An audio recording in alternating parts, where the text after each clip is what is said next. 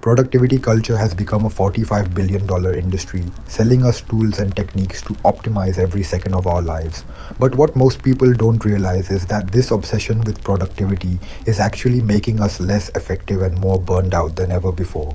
Oh my goodness, those numbers are staggering. And you know what's crazy?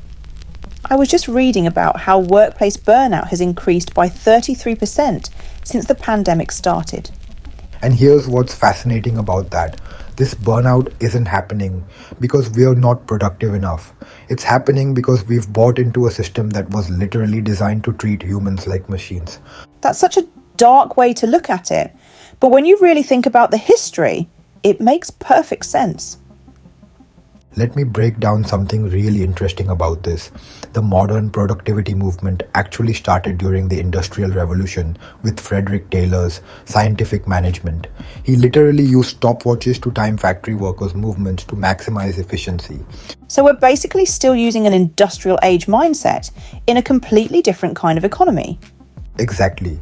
And here's where the neuroscience gets fascinating. Our brains aren't wired for this kind of constant output. Studies show that the average person can only maintain focused attention for about 90 minutes before needing a break.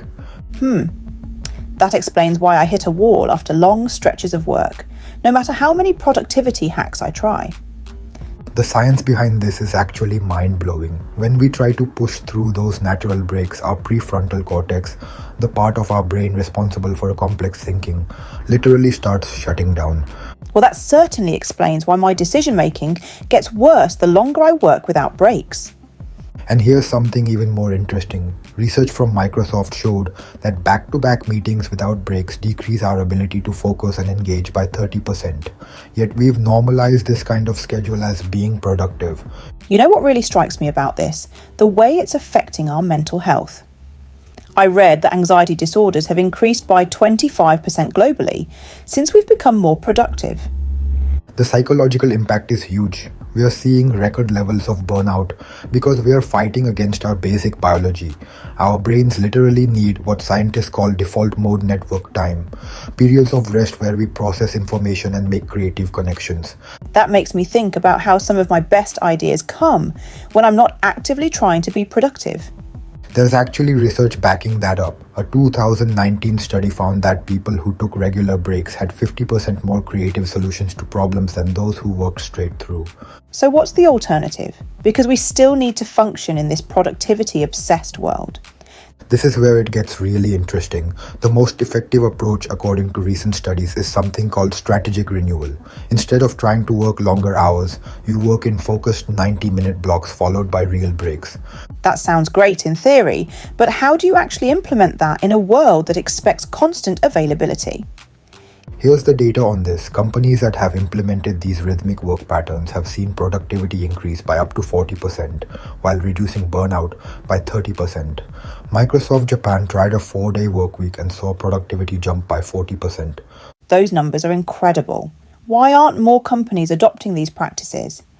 It's about challenging deeply ingrained cultural beliefs. We've been conditioned to equate busyness with value, but the research is clear. Our most productive and creative work happens when we respect our biological rhythms. You know what's fascinating about this? It's like we're rediscovering something that ancient cultures already knew about the importance of rest and renewal. Exactly, and modern research is validating these ancient practices. Studies show that regular periods of rest and reflection can improve problem-solving abilities by up to 40% and reduce stress levels by 43%. So what would you say is the first step for someone wanting to break free from this productivity trap? Based on the research, start with what's called time blocking, dedicating specific periods for focused work and others for complete disconnection. Studies show this can reduce stress by 29% while increasing high-quality output by 23%. That's really interesting. It's not about doing more, it's about being more intentional with our energy.